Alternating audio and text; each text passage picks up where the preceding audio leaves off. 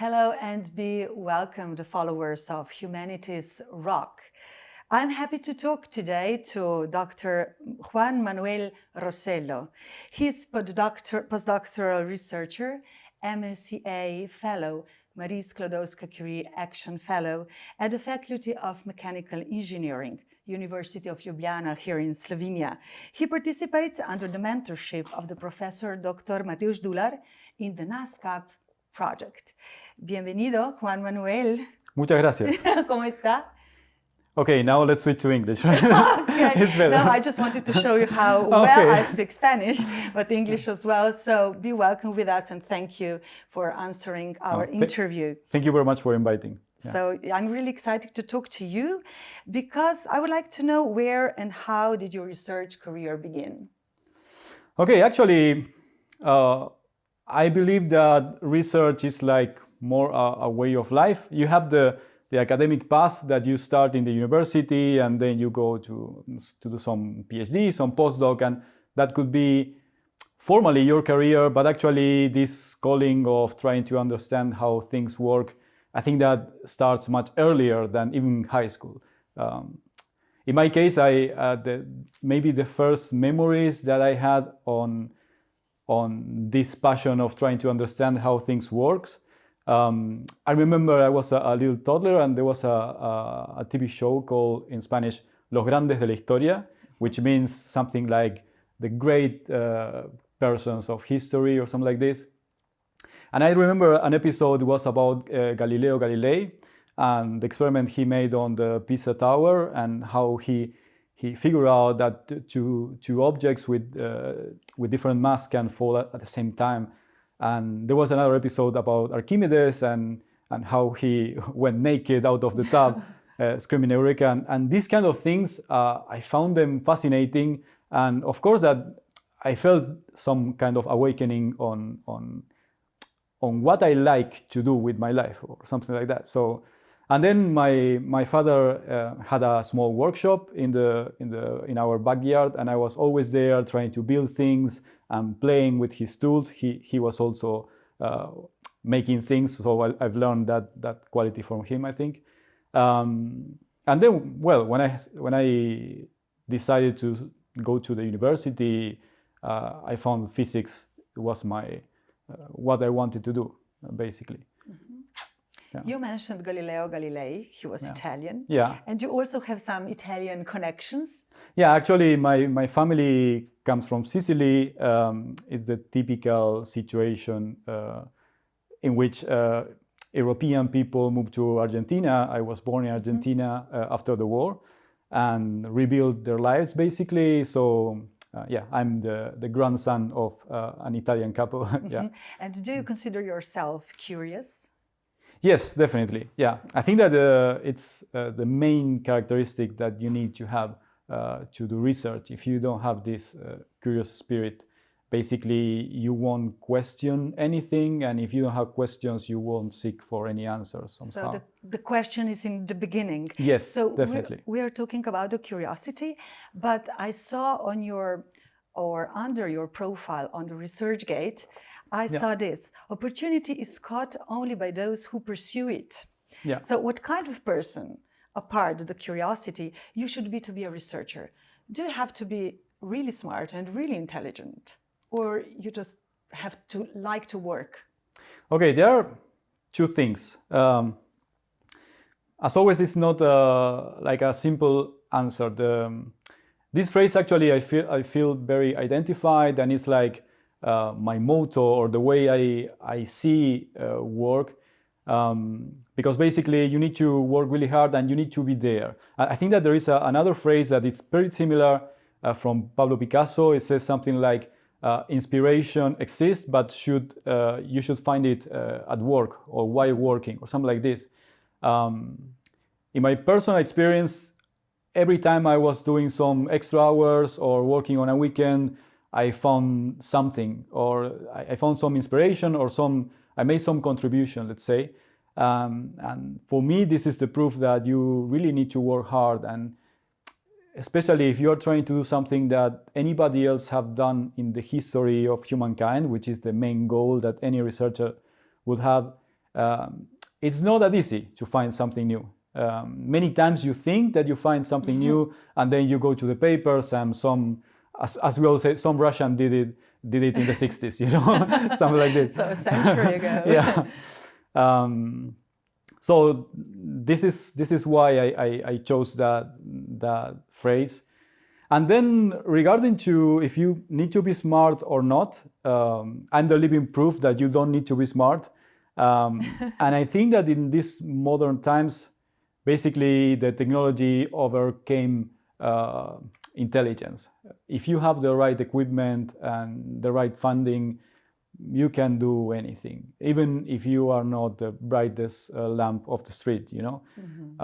I think that in 200 years ago, maybe you have just a piece of paper and a pencil, and you don't have any other tool to develop your science, and you really needed to be smart back then. But now you have some million euros and you can do anything. Okay. It's not very inspiring, you know, but I think that it's the way it works. Yeah. Is the way how you experience it, maybe. But I don't believe you. I think you're very smart and very nice. But as a researcher, you were also migrating a lot. Yeah. So what are the major decision factors for researchers when they're opting for migrations? And why did you choose Slovenia? Okay, I think that everybody would move for different reasons, but regarding to the research, I think that everybody is trying to look for a place that they can develop in a better way. And in my case, I did my PhD in Argentina. I did my whole career in Argentina, and there was really good quality in human resources. I think that I studied in a faculty which was mostly theoretically oriented. It was more from mathematics and physics, but not much experimental physics, you know. And I really liked experimental physics. So basically, I had a good background in theory, but I was not completely convinced that was the thing I wanted to do. And then I moved to another facility, which it's more experimentally oriented, which is in Patagonia, in Bariloche.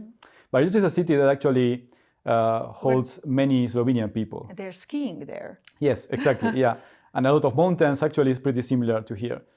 And there I could learn a lot about how to do experiments, and I think I found my passion really there. But again, there were not many resources and not many equipment. And then I realized that moving to Europe was the right path for me to keep growing. And this is my reason. And I think that in most of the cases, that is the reason, like in general, just find a place that you can do more, basically. And now you, as a MSCA fellow, now you participate in this project, NASCAP. Yeah. What is the project about? What do you do, actually? Okay, the project is about nanobubbles, which actually are bubbles which are very, very small. So a nanometer, it's 1 million times smaller than a millimeter. So just to have an idea how small are these bubbles.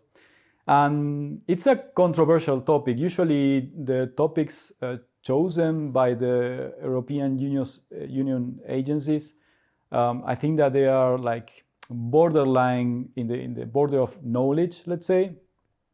And in this case, it's a topic that many people still believe that it's not even real. So basically, my project is about first demonstrating that these bubbles actually exist. And if they exist, try to find a way to make them stable. So basically, I want to produce in a liquid a lot of millions of very small bubbles that stay there for many days or weeks. And they are believed to have many applications, for example, for water purification and cleaning of surfaces. And this is like the main goal of it.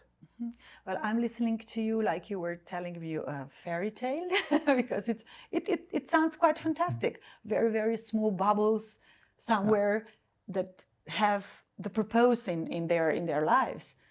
Yeah, the thing is that if you know everything about something, it doesn't worth any effort to keep working on this. You already know, and then you need to try to address problems that you know nothing about. And this is the fun part of being a researcher. It's just trying how to crack the problem, how to solve it. So when you were talking, I found your profession very interesting. But how could the academic community and the policymakers, for example, stimulate the interest of young people and of people like me in research and scientific careers? What could we do to stimulate the youngsters and to show them that this is something that you could be passionate about, the research? Okay, one thing that I think that Slovenia and the whole European Union is doing very well is just to make all these programs like Science on the Streets, to leave the research from the labs to the people. And maybe if you make this kind of presentations like open to the public, there is one or two kids like me that get inspired by something that they see, and maybe you are just defining the future of these people as researchers. So it's very important that people get in touch with the science and not just leave it behind the doors of the universities. And I think that, as I said, the government in general and the European Union is making a really good job on that. I work in Germany for 5 years, and there they have more or less the same systems. And strategies. Yes, showing the science to the public. Yes. And then the other question is a little bit more tricky, because you said how the politicians can do something. And I'm kind of new in the country, so maybe I'm wrong. I don't know everything about it. But one big difference that I found regarding to Germany is that here maybe the salaries are not, scientists, in my opinion, are not that well paid. And then you put people in a complicated situation, because basically you are asking somebody to study a 5-year really hard career, and then to do a PhD, which is like maybe another 5 years. So to invest like 10 years of their lives doing something really complicated, but then they will have a salary which will be just enough to survive. And then why, if you need to boost the interest of students to pursue scientific careers, and they think, okay, why would I invest all this sacrifice and all these years when I can go to a company and just make double money and work until 5? Because scientific career is not just, has no limits. You don't work from 9 to 5. 9 to 5. You are thinking all the time, and sometimes you have in the weekends maybe it's raining, and I say, okay, I would use the time, so I advance a little bit, and you work, and basically you end working all the time. And I'm known to be a bit of a workaholic, but I know many people doing the same. Because there's also something in the system, there is like an eternal competition.